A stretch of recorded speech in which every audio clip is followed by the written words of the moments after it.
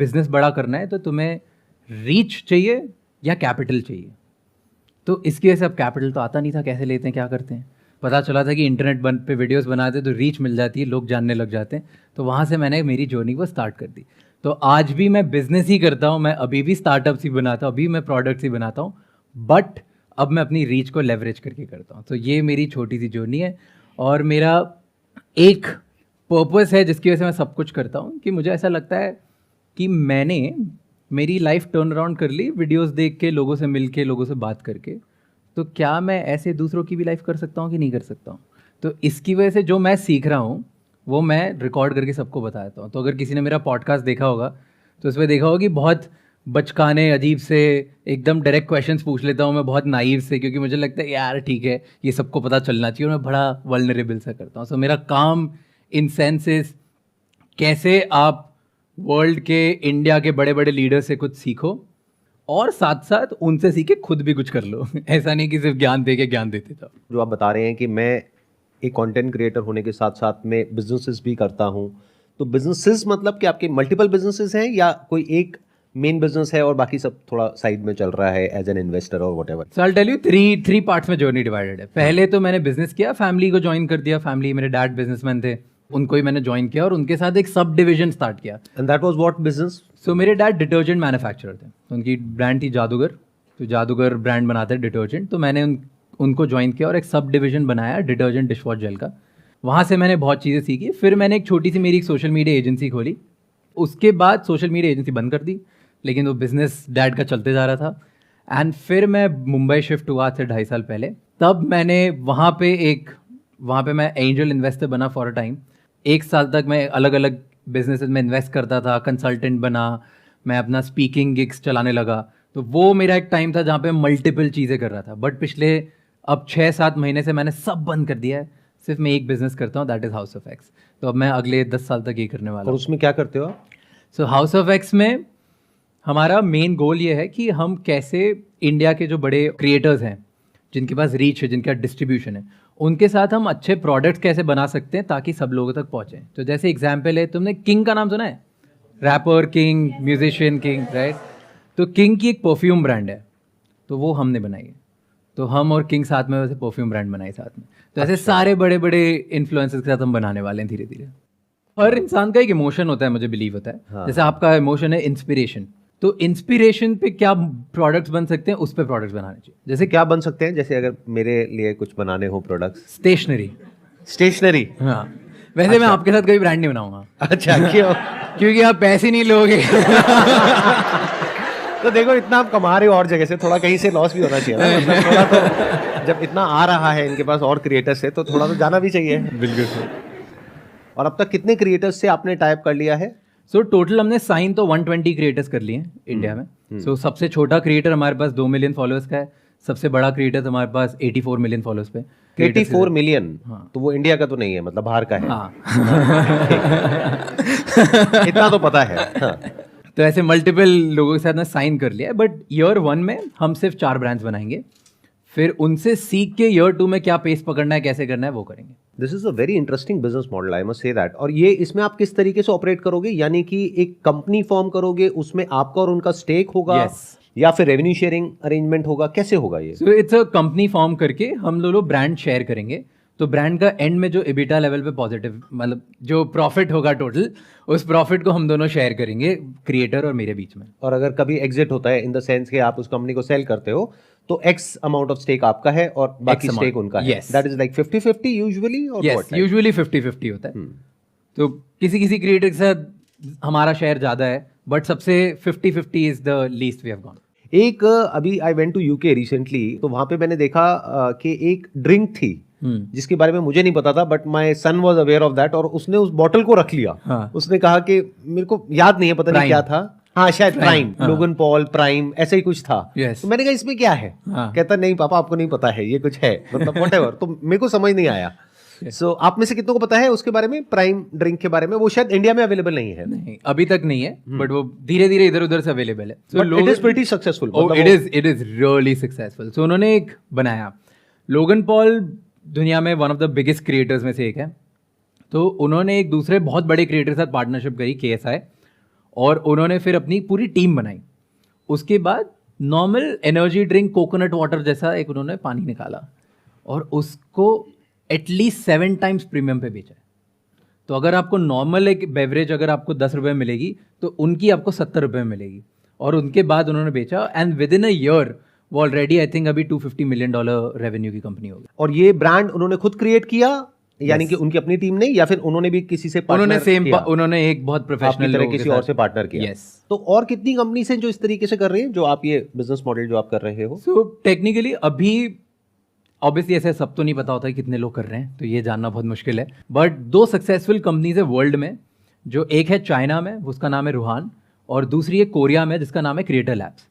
तो रूहान फैशन में ज़्यादा करता है और कोरिया में क्रिएटर लैब्स है वो ब्यूटी में ज़्यादा करता है। सो जो ब्यूटी की कंपनी है उनमें शायद उन्हें 6 साल हो गए हैं और 6 साल में वो $5 बिलियन की कंपनी बन चुके हैं, मतलब लगभग 40,000 करोड़ के आसपास की कंपनी। और जो चाइना में है वो रिसेंटली उन्होंने IPO किया यूएस में और वो अभी 12,000 करोड़ की कंपनी बन गई। एंड मुझे एक एडवांटेज लगता है जो मैं काफ़ी मेरे इन्वेस्टर्स से हंसी मजाक में बोल देता हूँ कि मैं बोलता हूँ कि मान लो अगर 10 लोग मिलके 10 अलग अलग लोग सेम बिजनेस करना चाहते हैं, जिनको कंटेंट क्रिएटर्स के साथ कंज्यूमर ब्रांड बनाना है, ठीक है, 10 लोगों को अगर करना है और सब फेल होंगे, तो सबसे कम चांसेस फेल होने के मेरे हैं, क्योंकि मैंने पहले कंज्यूमर ब्रांड भी बनाई है और मैं कंटेंट क्रिएटर भी हूँ। दोनों कॉम्बिनेशन आपको मिलना बहुत मुश्किल है। I met a lot of YouTubers and creators and all, but उनकी विजन ज़्यादातर यही होती है कि मैं अपना ये कंटेंट क्रिएट कर रहा हूँ, बट आप कुछ और ही कर रहे हो। So this is more interesting because मेरा एक और क्वेश्चन भी था, मेरे माइंड में कई बार आता है, जैसे मेरे लिए ये अपनी बात को पहुँचाने का जरिया है यूट्यूब और सोशल मीडिया और ये सब, बट आपके लिए this is like bread and butter, like आपके लिए या और लोगों के लिए मतलब it's like bread and butter. तो कल को अगर उनके चैनल पे 3 स्ट्राइक आ जाती हैं या यूट्यूब की कोई पॉलिसी चेंज हो जाती है और ओवरनाइट उनका तो सब कुछ ही खत्म, ऐसा हुआ भी है पास में कुछ लोगों के साथ में, तो I was always curious to know कि उनका बैकअप प्लान क्या है, व्हाट इज प्लान बी? हमें बैकअप ये बड़ा इंटरेस्टिंग है कि आपने अपने लिए तो बैकअप प्लान बनाया ही, प्लस आप साथ साथ में उनके लिए भी एक बैकअप प्लान बना रहे हैं, क्योंकि कल को कुछ भी हो सकता है, क्योंकि हर एक क्रिएटर के साथ में कभी ना कभी तो कुछ ना कुछ हुआ ही है। ट्रू। ब्रांड है तो एक पैरेलल एक रेवेन्यू स्ट्रीम उनकी खड़ी हो रही है इसके साथ साथ में, which might get bigger than their current stream in future.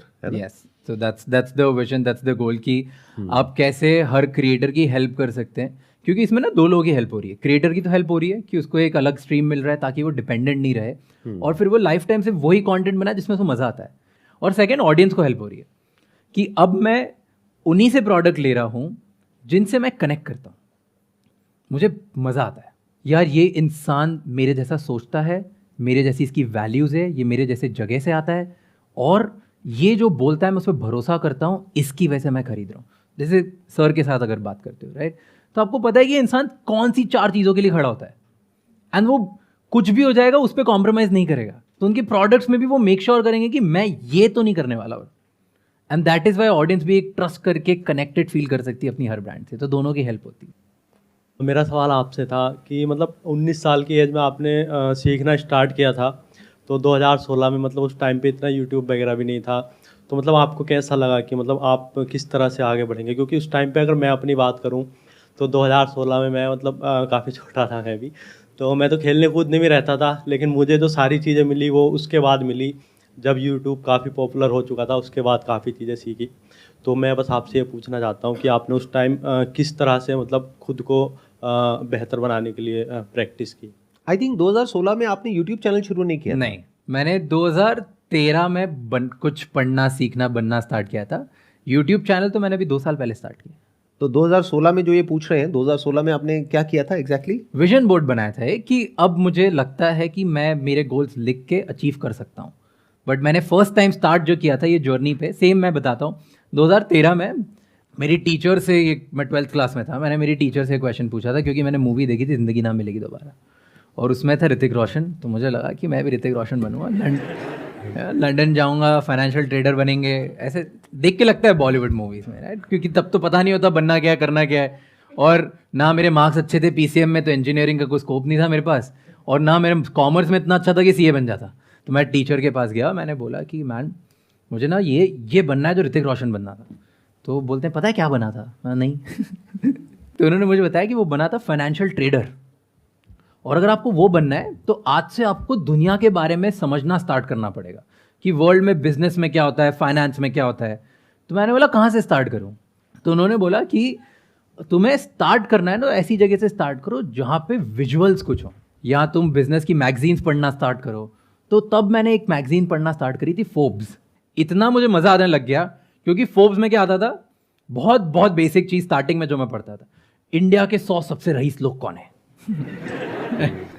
किस किस ने लिस्ट देखी है कि 100 बिलियनर्स कौन है। उससे मुझे इंटरेस्ट बनने लग गया कि हाँ। अच्छा ओ मुकेश अंबानी भी कोई है, तो मुकेश अंबानी ऐसे ऐसे करते हैं। तो मज़ा आने लग गया कि तब पता चला कि अच्छा पेट्रोकेमिकल्स क्या होता है, ये क्या होता है। तो मैंने वो फोर्ब्स मैगजीन पढ़ने से स्टार्ट करा और मैं इतना इन्वॉल्व हो गया उस फोटोज़ के पीछे, कहानियों के पीछे, कि मैंने 2 साल 3 साल शायद मैं फर्स्ट लाइन फर्स्ट वर्ड से लेके आखिरी डेट तक, लास्ट पेज की डेट तक सब पढ़ लेता था। तो वहाँ से मुझे बिजनेस और दुनिया के बारे में पता चलने लगा। एंड बिकॉज वो 3 साल में मुझे इतना वर्ल्ड के बारे में पता चलने लगा और जब मैं मेरे दोस्तों से बात करने लगा तो ऐसा लगा कि अरे इसको तो कुछ नहीं पता, ये तो दोस्त के सामने जब बैठता था मुझे लगता था दोस्त तो मेरे अरे सब गधे ही रह गए, ये क्या हो गया ऐसा, right? You at one point you feel थोड़ा सुपीरियर कॉन्टेक्ट। आप इधर आते हो, संदीप सर का कोई वीडियो देखोगे, उसके बाद आप जाके अपने दोस्तों को बताते हो और फिर उस वीडियो में आपके दोस्त को पता ही नहीं होता अच्छा माइंड ऐसे वर्क करता है, और आपका दोस्त समझता है कि यार क्या स्मार्ट आदमी है। तो मुझे वो स्मार्ट फीलिंग बहुत मजा आ गया और फिर मैंने विजन बोर्ड बनाया था कि अपन तो स्मार्ट हैं, अपन शक्तिमान बन गए, तो अब अपन दुनिया में बड़ा काम करेंगे। तो आंसर योर क्वेश्चन कि अगर आपको कुछ भी बड़ा बनना है या सोचना है या कुछ करना स्टार्ट करना है ना, तो फर्स्ट चीज ये है कि ये मत देखो कि संदीप सर ने क्या किया, मुकेश अंबानी ने क्या किया। ये देखो अभी मुझे किस में मजा आता है, अभी मुझे क्या गिटार सीखने में मजा आता है, क्या मुझे कार्स के बारे में जानने में मजा आता है, क्या मुझे बॉलीवुड एक्टर्स के बारे में जानने में मजा आता है। जिसके बारे में मजा आता है ना उसके बारे में पढ़ना स्टार्ट करो, ऑटोमेटिकली उस दुनिया के बारे में तुम्हें इतना कुछ पता चलने लग जाएगा कि तुम्हें खुद में कॉन्फिडेंस आ जाएगा कि मैं उस पर्टिकुलर दुनिया में बहुत कुछ कर सकता हूँ। बहुत बार क्या होता है, यहाँ पर लोग आते हैं, वो अपने आइडियाज डिस्कस करते हैं कि सर मेरे पास में ये आइडिया है, मैं ये कर सकता हूँ, मैं वो कर सकता हूँ। मैं उनसे पूछता हूँ आपके पास में क्या नॉलेज है इस आइडिया की, तो यूजुअली उनके पास में कोई नॉलेज नहीं होती है। उन्हें लग रहा होता है कि आइडिया चलेगा या सक्सेसफुल होगा, that is all on the basis of जो उन्हें लग रहा है। कहते हैं सर मेरी गट फील है, गट फील, ये पेट जो खराब रहता है उसकी फील है, तो आइडिया भी खराब ही होगा।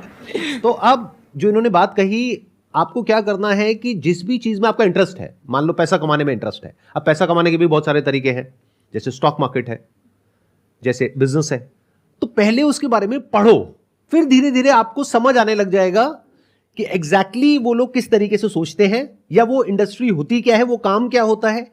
फिर उससे रिलेटेड अपने आप ही थॉट्स आने लग जाएंगे कि अच्छा ये किया जा सकता है, ऐसे किया जा सकता है। अभी तो बहुत बेसिक बात ही हम लोगों को नहीं पता है कि बिजनेस में एक प्रॉब्लम को देखना होता है जिसका सोल्यूशन निकालना होता है। ये सुनने में बहुत छोटा लगेगा, बट लोग अपनी प्रॉब्लम के लिए बिजनेस करते हैं कि भाई मेरी प्रॉब्लम है, मुझे पैसा चाहिए, तो पैसा कमाने के लिए मैं ये करूंगा तो ये हो जाएगा, और उसी चक्कर में जाके फंस जाते हैं इधर उधर।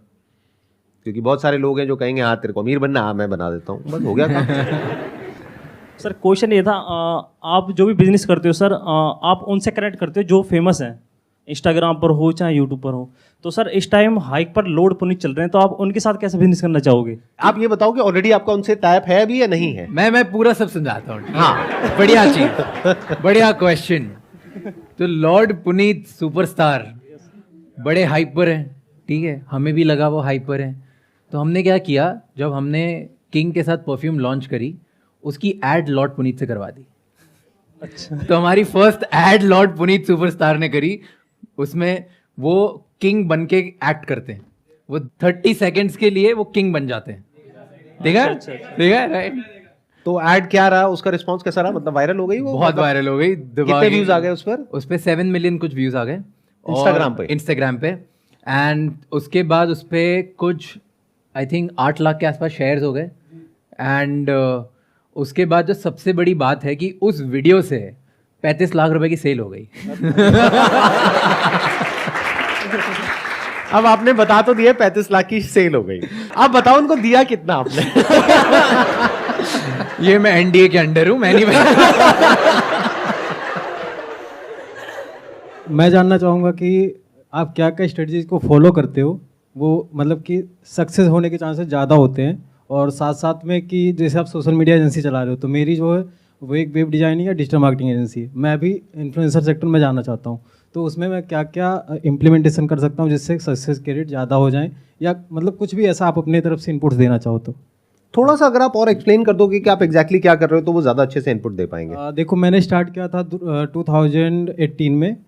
जब मैंने सिर्फ एक वेबसाइट बनाने से स्टार्ट किया था एज ए फ्रीलांसर, और तब से फिर मैं आज 5 साल हो चुके हैं करीब। हम 9-10 बंदों की टीम है, और हम अभी डिजिटल मार्केटिंग जैसे बिजनेस को लेते हैं, उनको स्टार्ट करना है या उनको ग्रो करना है, तो end to end solution provide करते हैं। जैसे कि लीगल सॉल्यूशन हो गए, या फिर वेब या ऐप डेवलप करना हो गया, या फिर एसईओ, एड्स, ये सारी चीज़ें। तो हम एक जीरो से लेके मतलब अगर वो छोटी छोटी चीज़ या बड़ी से बड़ी किसी बिजनेस को ग्रो करने के लिए चाहिए, वो प्रोवाइड करते हैं। फर्स्ट इज कि जब भी आपको कुछ बड़ा करना होता है ना, बड़ा बिजनेस बनाना होता है, कुछ करना होता है, तो उसमें एक बहुत सिंपल मैं एक 3-वे रूल बनाता हूँ। तो 3 रूल होते हैं। सबसे पहला रूल होता है कि आप जिस भी चीज़ के बारे में इंटरेस्ट कर रहे हो या जहाँ भी देख रहे हो, वहाँ पे देखो कि कंज्यूमर पैटर्न चेंज कैसे हो रहा है। मतलब कि पहले लोग क्या करते थे, अब आपके आसपास के लोग क्या कर रहे हैं, आपसे छोटे क्या कर रहे हैं और आपसे बड़े क्या कर रहे हैं। मैं एग्जाम्पल देता हूँ। जैसे फर्स्ट टाइम जब मैंने बिजनेस स्टार्ट किया था, तो पूरी दुनिया सॉलिड से लिक्विड्स पे चेंज हो रही थी। सो क्या हो रहा था, लोग जो बेदिंग सोप यूज़ करते थे, साबुन, उससे शावर जेल पे शिफ्ट हो रहे थे। हैंड सोप जो था वो हैंड वॉश जेल पे शिफ्ट हो रहे थे। डिश वॉश बार जो था वो डिश वॉश जेल पे शिफ्ट हो रहे थे। ये 2013 की बात है। और कैसे ये शिफ्ट पता चला, मैं 10 किराना स्टोर के सामने जाके खड़े हो जाता था और देखता था कि यार लोग आते हैं और जो जेल है वो किसी ना किसी ऐड पे देख के आते हैं हैंड वॉश के बारे में, और महंगे में खरीद के चले जाते हैं।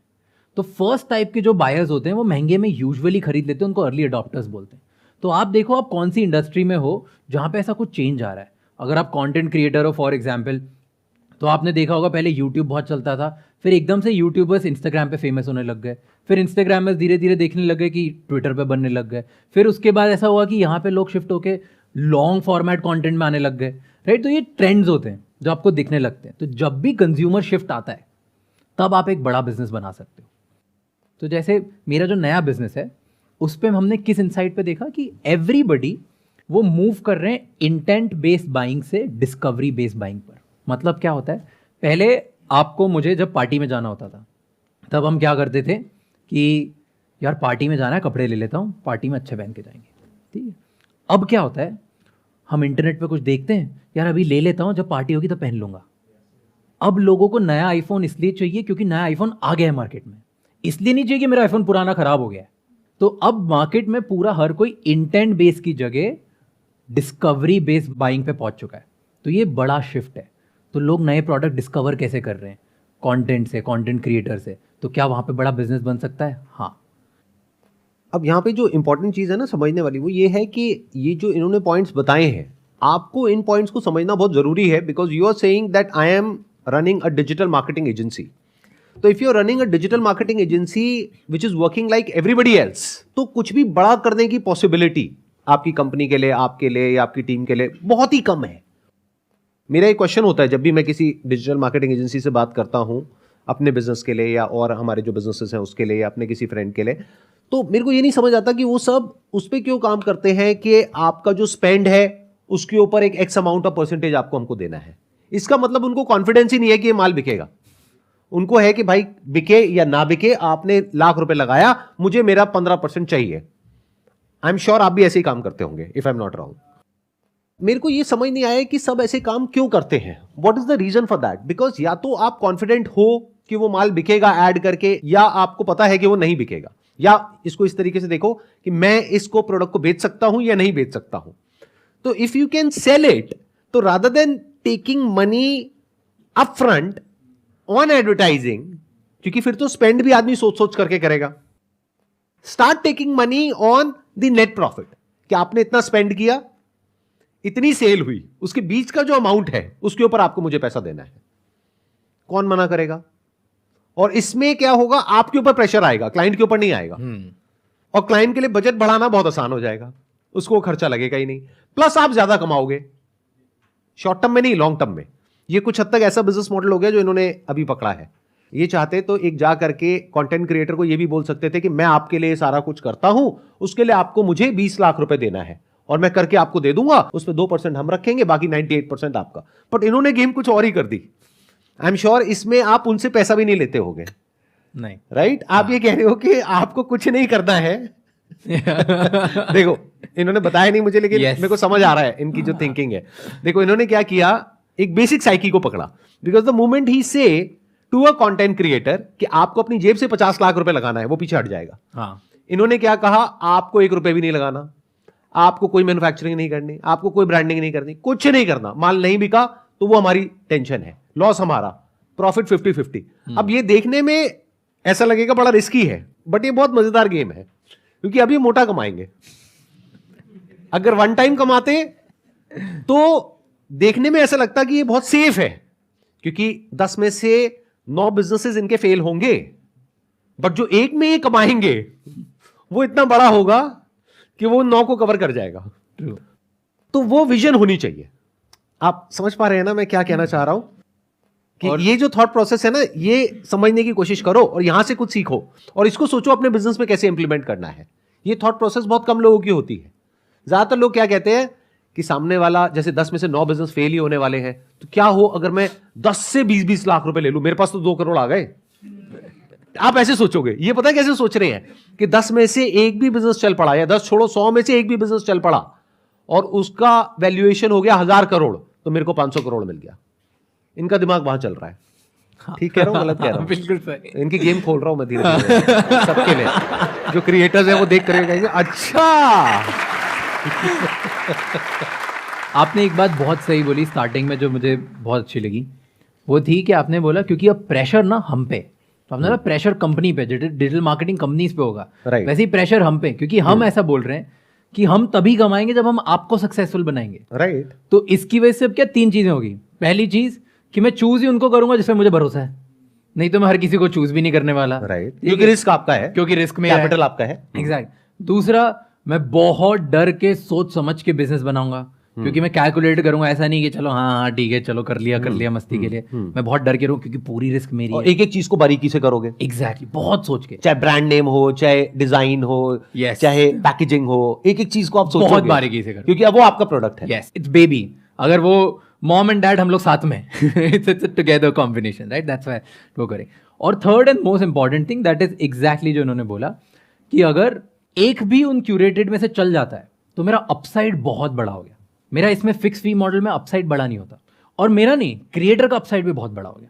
क्रिएटर भी, एक क्रिएटर के लिए अगर वो क्रिएटर है तो फुल टाइम बनाना, पूरा सोर्सिंग करना, मैन्युफैक्चरिंग करना, वेयर हाउसिंग करना, फिर उसके बाद पेमेंट गेटवेज, कस्टमर रिटर्न्स, एक बंदे का काम नहीं है ये, इसके लिए कम से कम 20-30 बंदों की टीम तो चाहिए ही चाहिए। तो वो उसको इतनी बड़ी टीम चाहिए, तो उसका और मेरा दोनों का अपसाइड बहुत बड़ा होगा कि अगर इतनी बड़ी टीम और हम लोग मिलके कर गए, भले हमारा चांस सक्सीड होने का 50% है, 50% हम फेल हो जाएंगे, लेकिन वो 50% अगर चांस लेके बन गया तो इतना बड़ा गेम बनेगा जो हम शायद 2-3 लाख, 5 लाख, 10 लाख रुपए में नहीं बना पाते।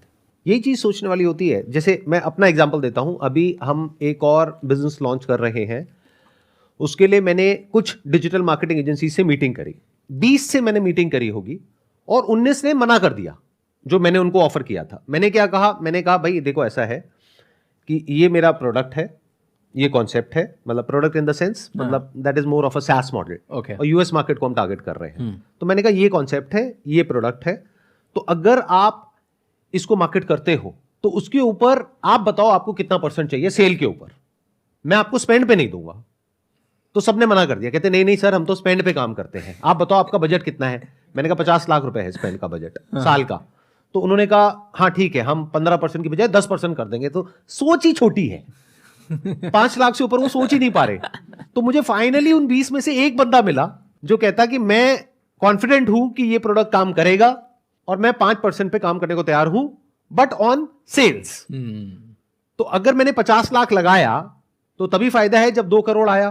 तो 2 करोड़ पे अगर उनको 5% मिला तो 10 लाख रुपए मिल गया, विच इज मोर देन 15% जो 50 लाख पे मिलता। बट ये बात मुझे नहीं पता लोगों को क्यों नहीं समझ आती है, मतलब इतनी बेसिक सी बात है। अगर किसी तरीके से आप अपने बिजनेस में विन विन सिचुएशन क्रिएट कर सको तो समझ जाओ काम हो गया। बड़ा अगर आपको करना है तो आपको सामने वाले को पहले बड़ा बनाना पड़ेगा, if you are a marketer, अगर अपने आप को मार्केटर कहते हो तो तो पहले उसको बड़ा बना दो, वो बड़ा बन गया तो उसको आप पे कॉन्फिडेंस आ गया, तो अब आपके पास में एक बड़ा अकाउंट है। यस, नहीं तो कुछ छोटा सोचोगे तो छोटे छोटे अकाउंट्स आएंगे, फिर कभी कुछ बड़ा हो ही नहीं पाएगा, ना उसके लेवल पे ना आपके लेवल पे। बहुत सही बात है ये, एक्चुअली बहुत अच्छी बात है कि आप उसको बड़ा बना दो, आप अपने आप बड़े बन जाओगे। ये जेफ बेजोस से लास्ट सुना था और आवाज से सुना। बुलाओ जेफ को, बुलाओ भाई। अगला उनके साथ करते हैं। It was pleasure meeting you, pleasure talking to you. Thank you so much for coming. Thank you so much Yeah, for calling, sir. thanks. Okay. Thank you so much.